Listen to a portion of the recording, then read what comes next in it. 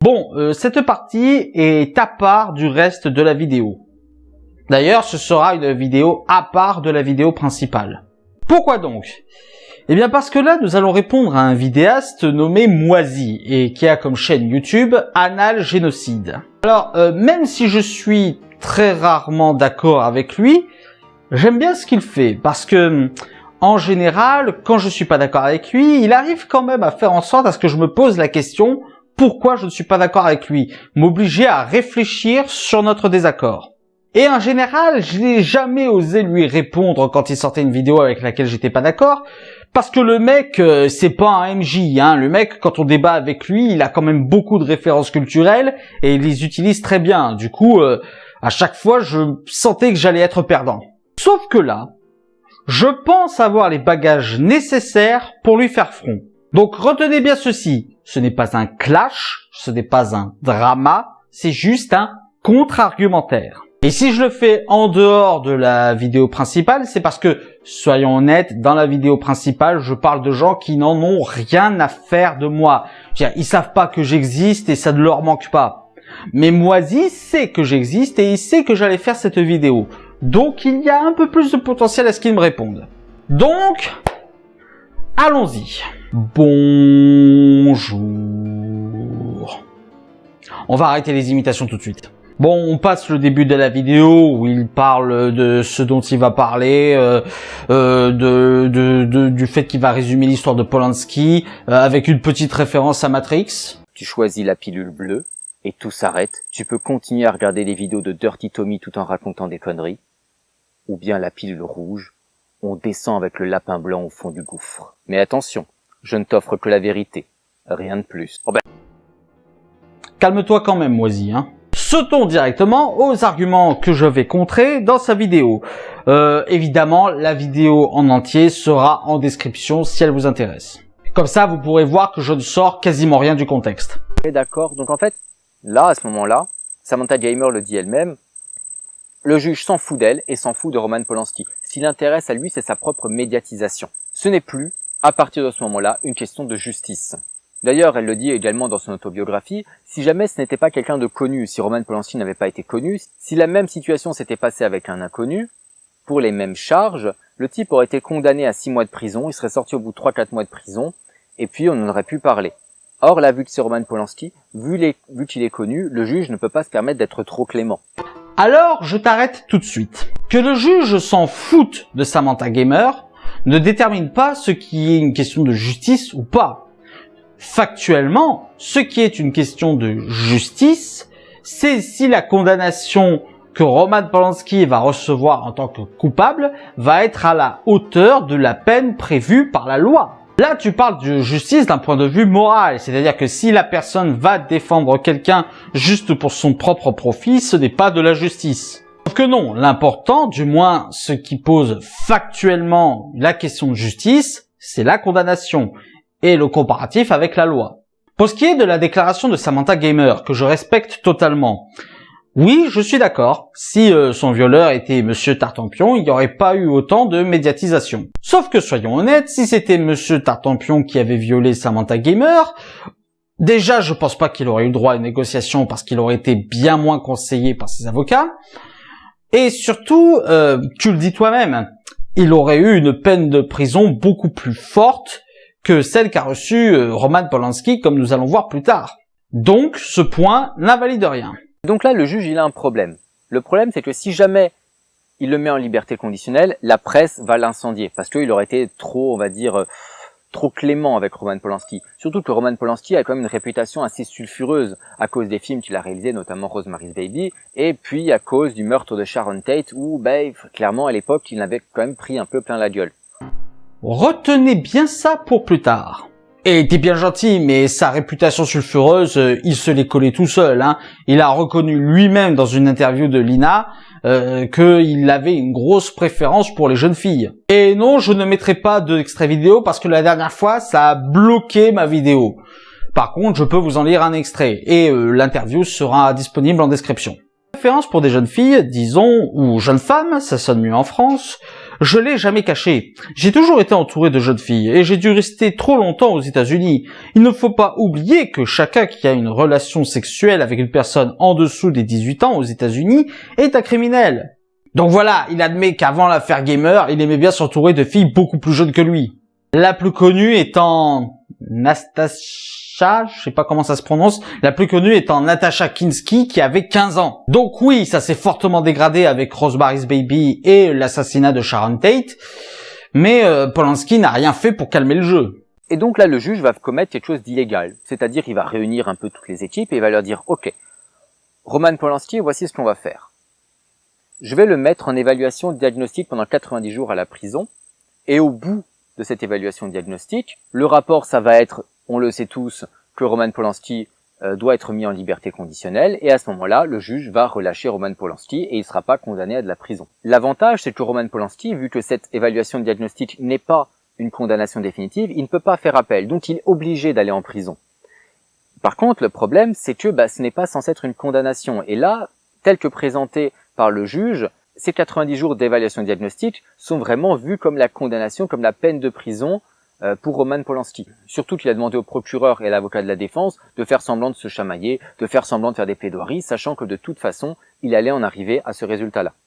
Alors avant d'aller faire ça, il allait faire un tour en Europe, il s'est fait prendre en photo à l'Oktoberfest entouré de jolies filles, et là, quand il est revenu, le juge, il a fait « Non, allez, tu vas en prison là maintenant. C'est fini, tu vas faire ton évaluation diagnostique. » Donc tout ça pour dire qu'en fait, Roman Polanski, avant de s'être enfui définitivement pour la France sans jamais retourner aux États-Unis, il avait déjà quitté les États-Unis alors qu'il était en procès. Il avait le droit de le faire et il y est retourné pour purger sa peine. Il n'y avait pas de volonté de la part de Roman Polanski de se soustraire à la justice américaine. Il faut bien comprendre qu'il s'est échappé de la justice américaine parce qu'il a été victime d'une injustice.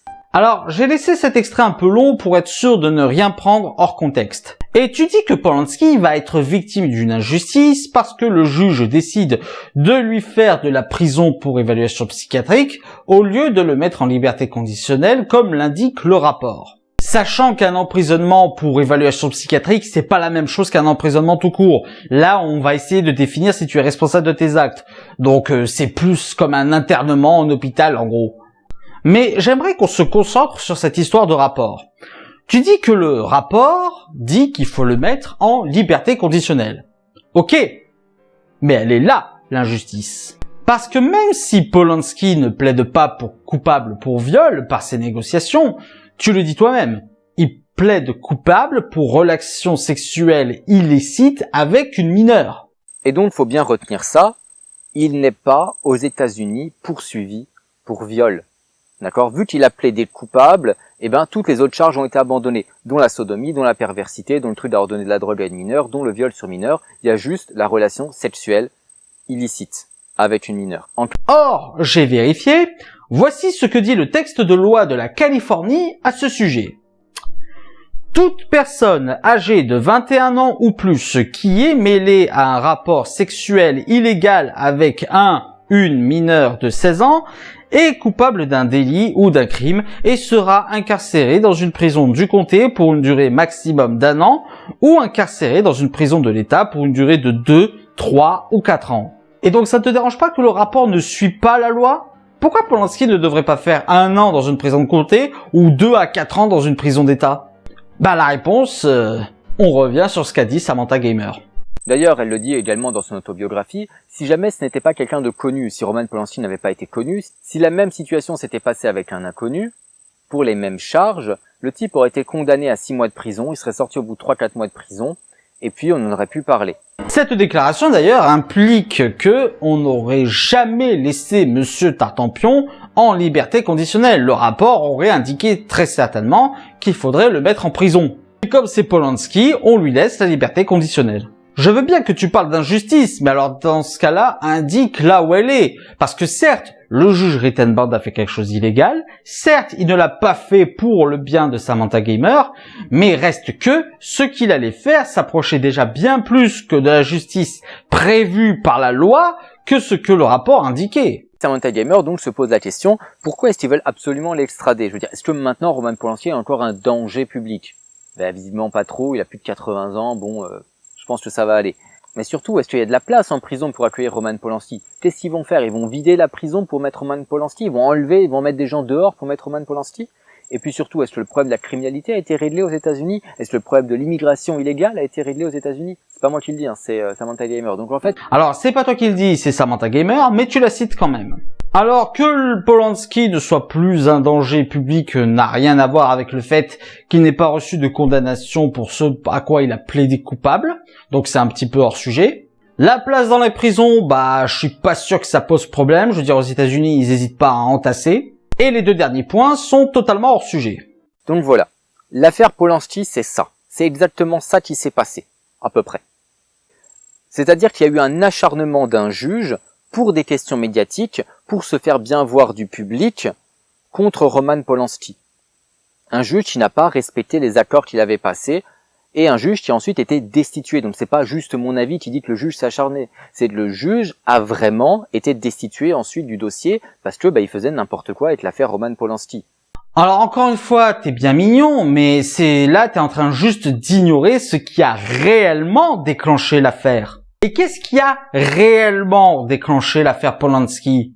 Le fait que Polanski ait violé Samantha Gamer alors qu'elle avait 13 ans. Dis donner la vérité, donne toute la vérité. L'affaire Polanski, c'est pas seulement l'acharnement d'un juge. Ça en fait partie. Mais il y a un viol pédocriminel derrière. Même si Polanski n'était pas poursuivi pour ça, même si on a abandonné les charges sur ça, c'est un fait.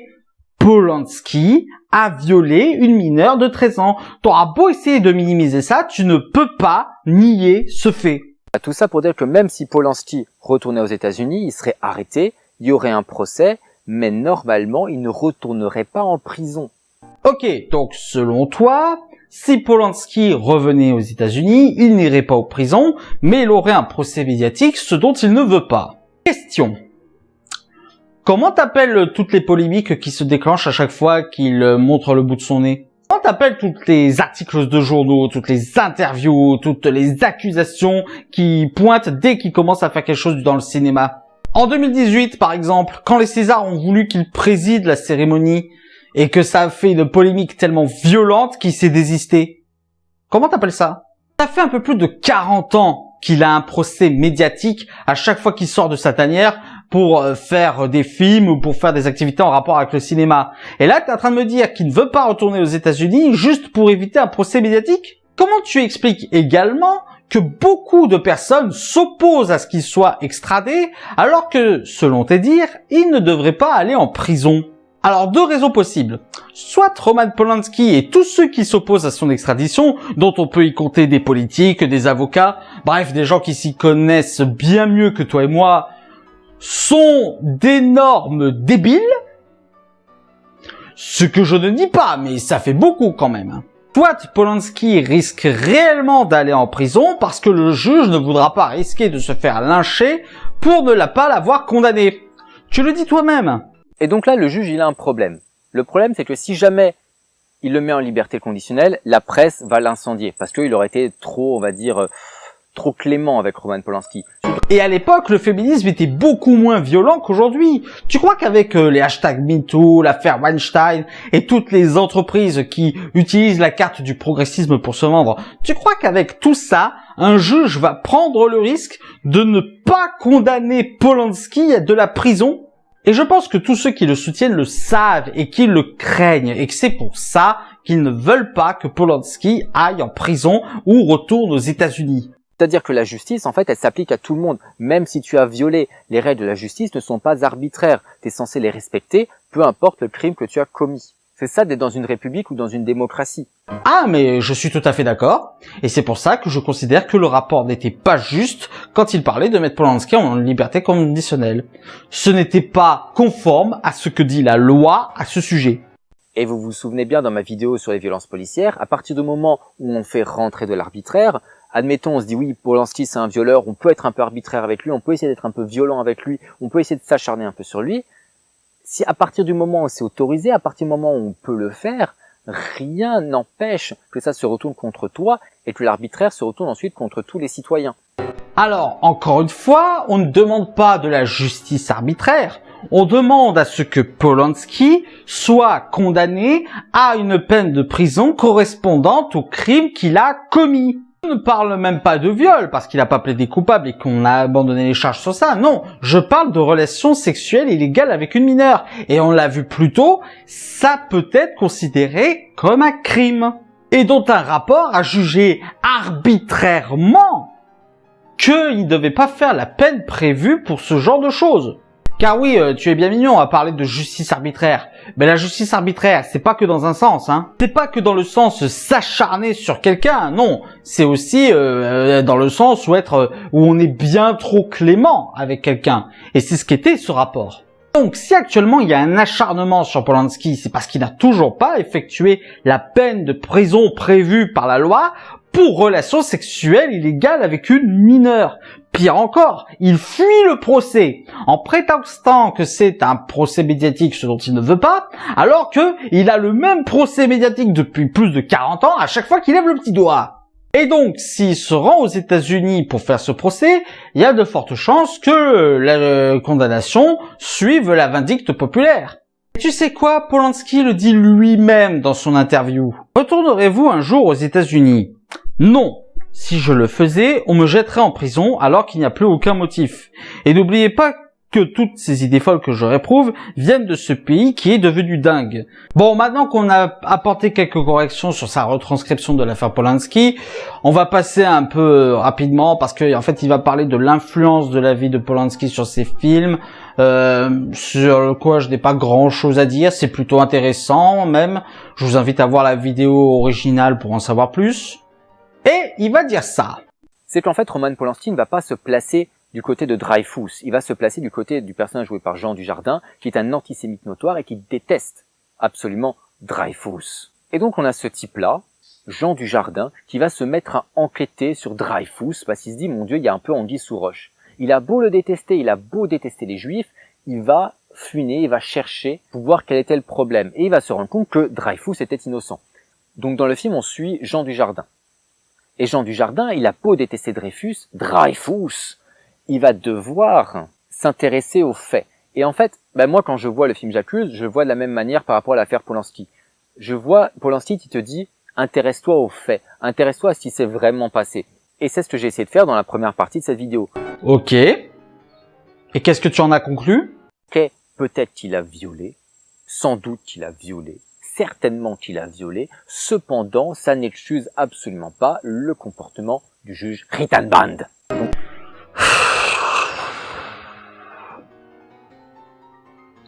T'es sérieux? Tu veux qu'on résume les faits? Qu'on résume réellement les faits? Allons-y. Bon, déjà, il n'y a pas de peut-être, de certainement, de sûrement, non. Roman Polanski a violé une mineure de 13 ans. Il a drogué, violé et sodomisé. Rien que pour ça, il aurait dû faire 8 à 13 ans de prison.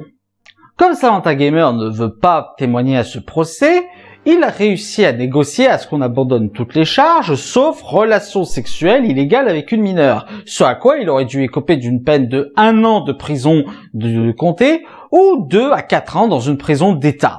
Un rapport indique de façon arbitraire qu'on doit le mettre en liberté conditionnelle, ce qui n'est pas conforme à la loi. Le juge, emmerdé par ce rapport, décide de faire une entourloupe judiciaire illégale, c'est vrai, qui permet de condamner Polanski à 90 jours d'évaluation psychiatrique, soit 3 mois.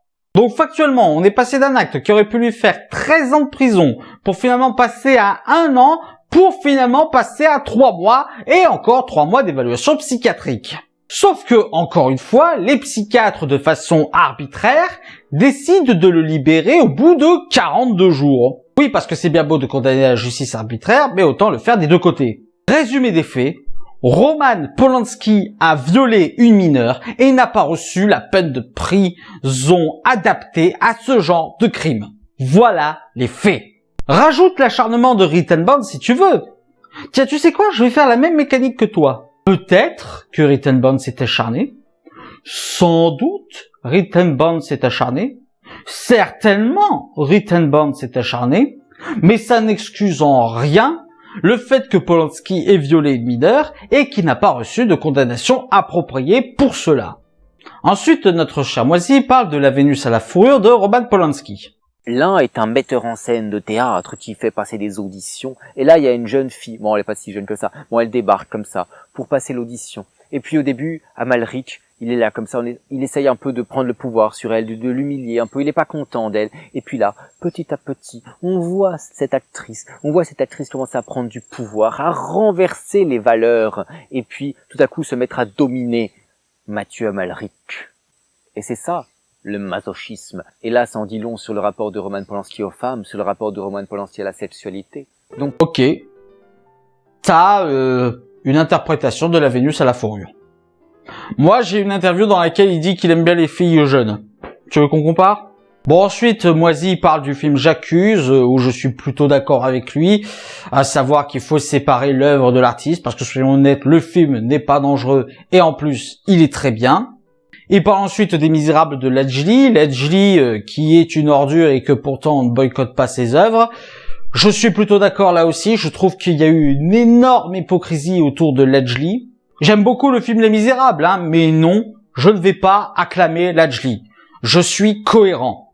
Si je crache sur Polanski mais que j'accuse, je peux acclamer Les Misérables et cracher sur Ledgely. Mais je reconnais qu'ils ont tous les deux fait un excellent film et que censurer ou boycotter ces films serait plus une perte qu'autre chose. Tout comme suite de la vidéo, Moisy parle de censurer Gauguin ou Céline et je suis d'accord que ça ne sert à rien. Je veux dire, censurer des artistes morts, ça ne sert à rien. Si vous voulez censurer des artistes qui n'avaient pas la mentalité woke, il va y en avoir beaucoup à interdire, Au 19e siècle, les SJW, ça n'existait pas. Ah, la bonne époque. Puis arrive ça. et en fait, moi j'ai une hypothèse. Je pense que si jamais Roman Polanski est un aussi bon réalisateur, parce qu'il parle de choses aussi intéressantes, avec un angle de vue aussi intéressant, si Céline est un aussi bon romancier, parce qu'il écrit des choses extrêmement percutantes et pertinentes, c'est parce que tout simplement, ils ont eu une vie de merde. C'est parce que ce sont des connards que tout simplement, ils arrivent à faire passer leur folie dans leur art. C'est parce qu'ils ont vécu des choses qu'ils arrivent à rendre leur regard dessus percutant. Et quelqu'un qui n'a rien vécu, ben je ne suis pas sûr que ça donne grand-chose. Ouais. Prendre deux exemples de connards, ce sont tes termes, pour dire que s'ils font des bons trucs, c'est parce que ce sont des connards, comme tu dis, et dire que des personnes qui ne sont pas des connards font de la merde, c'est pas pertinent. Bon, là, il admet lui-même que ce n'est qu'une hypothèse, mais je pense qu'elle est fausse, parce qu'on peut citer beaucoup d'exemples d'artistes qui, moralement, ne sont pas trop bas, qui sont pas mal du tout même, et qui pourtant ont fait de grandes œuvres. Après, peut-être qu'un vécu tragique amène de l'inspiration, c'est totalement possible, mais ce n'est pas parce que tu as un vécu tragique que tu vas être quelqu'un de moralement détestable. Parce que oui, avant d'être un violeur, Roman Polanski en avait quand même bouffé pas mal dans sa vie. Et je connais pas Céline, mais je pense que ça doit être son cas aussi. Est-ce qu'un auteur comme Clive Barker ou des réalisateurs comme Steven Spielberg ont eu besoin d'être moralement bas pour faire leur film? Je ne pense pas. Et pour le reste de sa vidéo, je n'ai quasiment rien à dire parce que non seulement il parle plus vraiment de Polanski, mais de la censure au nom du progressisme. Et en plus de cela, je suis globalement d'accord avec tout ce qu'il va dire par la suite, donc bon. D'ailleurs, on va conclure sur ça, parce que si Moisy a défendu Polanski, ce n'est pas pour le plaisir de défendre Polanski. Non, il voulait dénoncer la cancel culture, la censure au nom du progressisme, ce genre de choses. Et je respecte cela, j'approuve même. Seulement, attention Moisy, attention à ne pas tomber dans la défense abusive. C'est ce que tu as fait pour Polanski. Tu l'as défendu de manière abusive, et du coup j'ai pu prendre tous tes concepts et les retourner contre toi. La justice arbitraire, juger uniquement les faits, tout cela j'ai pu le faire, et j'ai pu le faire pour te contredire. Tu aurais été bien plus pertinent si tu avais été plus objectif sur l'affaire de Samantha Gamer. Et autant je suis d'accord pour dire qu'il ne faut pas censurer ni boycotter Polanski, mais autant je suis d'accord pour qu'on l'extrade afin qu'il ait son procès aux États-Unis et qu'il ait enfin la peine de pourquoi il a plaidé coupable. Tu sais, tu parles souvent du contrat social de Rousseau, comme quoi, si on respecte les règles imposées par la société nous permet de vivre ensemble. Mais là, il y a eu un problème. Quelqu'un n'a pas respecté le contrat social et il n'a pas eu de sanction. Du coup, c'est ce que réclament les autres, que la sanction ait lieu comme le prévoit la loi. Et tu sais quoi? Je suis persuadé que si Polanski avait été condamné, non pas pour venger Samantha Gamer, non, juste pour appliquer la loi, ça aurait donné beaucoup moins d'eau au moulin à ceux qui veulent le censurer. Je t'invite à réfléchir sur ça.